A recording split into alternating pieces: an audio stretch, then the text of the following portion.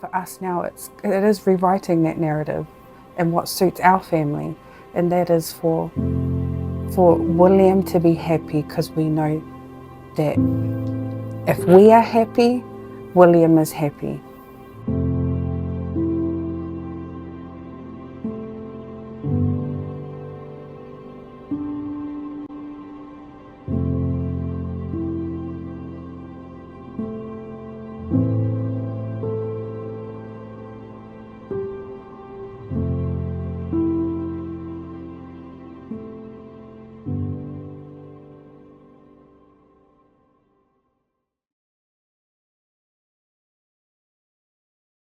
When William was about 18 months old, I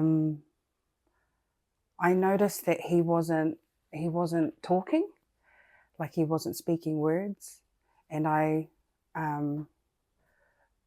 remember that other children his age were reaching particular milestones, and William wasn't. And it wasn't just talking, it was like even physically he wasn't reaching certain milestones that he was supposed to reach at 12 months or 13 months and so on. And then I started to get a real strong feeling that something wasn't right. Mayana was born when William was 12, and 6 months in, 12 months. When he was 1, Mayana was born. And so I could see Mayana also reaching certain milestones that William wasn't at that age. And then the worry there just grew and grew.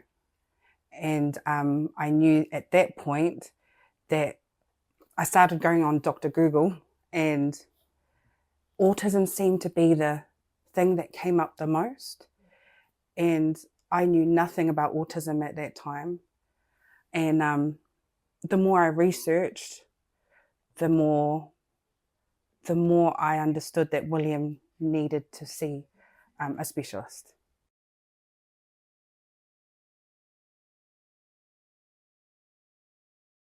I think for me it was a bit different because I was still in denial when Cynthia said that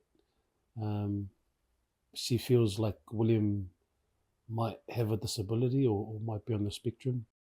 I think as a firstborn, you're always excited. Like you're like, man, can't wait. This is our first, this is our first child. And we couldn't, and I had already envisioned things in my mind. Like, like when fathers take their sons to the park and, kick the ball around and stuff like that. And I think that was always a dream that I had growing up. And then I think I think I sort of had to be like, oh, like, can I still do that with William? It was, I think it was tough, I think, for me at that time. When someone had a disability, it was sort of frowned upon, like in Pacific culture sometimes. And I remember when I lived in Tonga for a year, there were kids with disabilities, and they'll get mocked a lot. And I think for me it was like, trying to just not understanding it, but at the same time hoping that he didn't have a disability, because I didn't want him to go through that.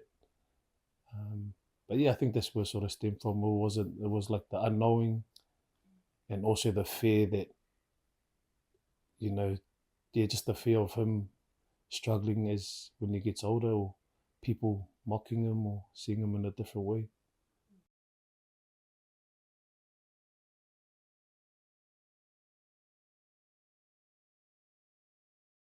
He's my brother, and he is autism. Like they can't speak properly. They're thinking, why is he crying in the middle of the shop?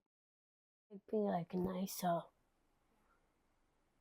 Be nicer to but I think it's just a problem because they haven't met an autism person before. That's why they're like wondering why is he crying like that. It's still a struggle. So William's been diagnosed with, he's quite severe on the spectrum.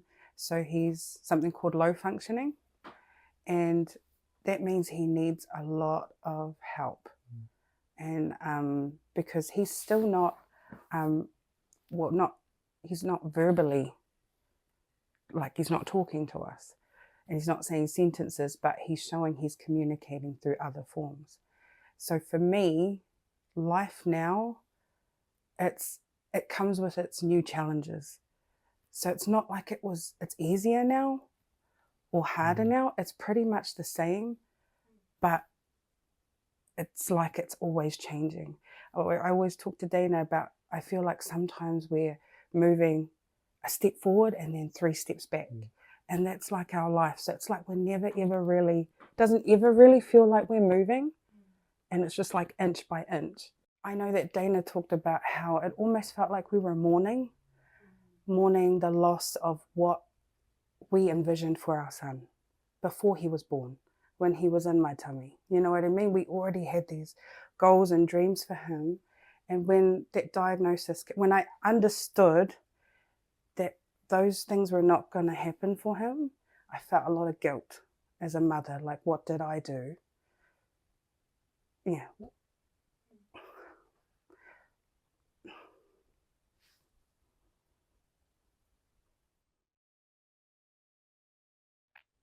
I love my son, but sorry, I think it's just guilt about what I might have done to him.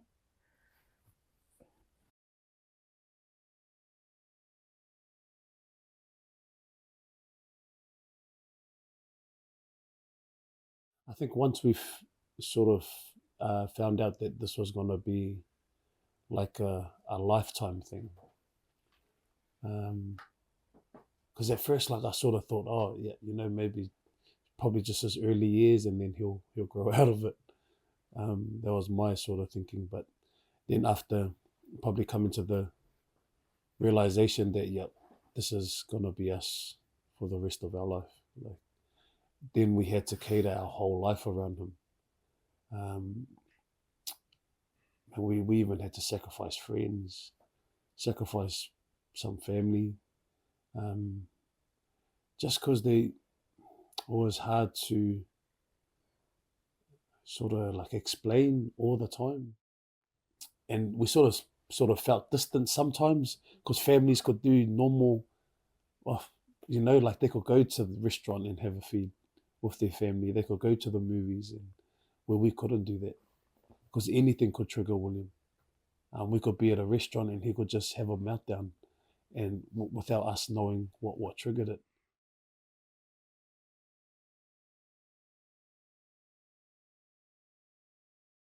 Right now, in this moment, I feel supported by family and friends, but I don't feel as supported by, I guess, the system. And I say that as in, like, I feel like I really have to fight to get the bare minimum for William.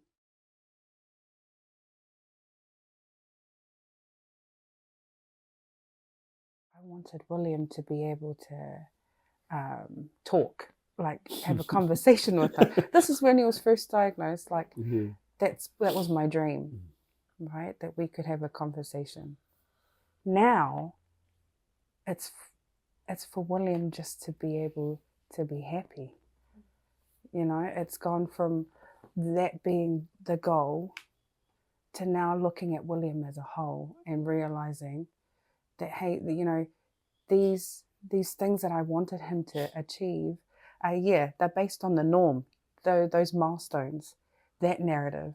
But for us now, it is rewriting that narrative and what suits our family, and that is for William to be happy, because we know that if we are happy, William is happy. I think at first it was talking, because he's 9 and he's still non-verbal, and he only says like one word here and there.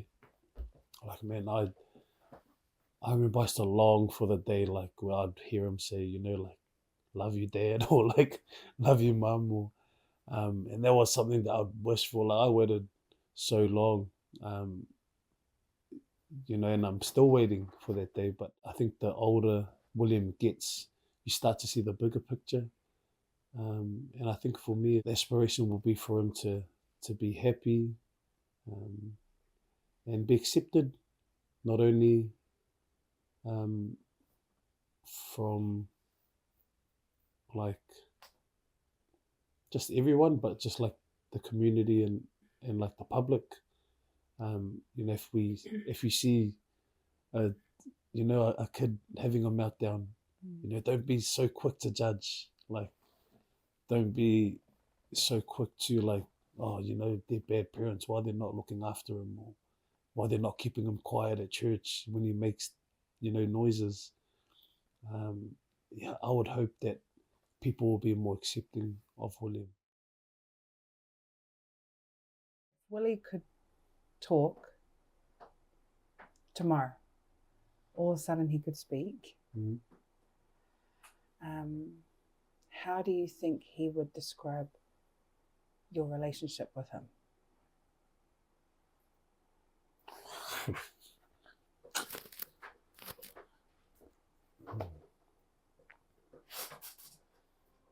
I would hope that he thought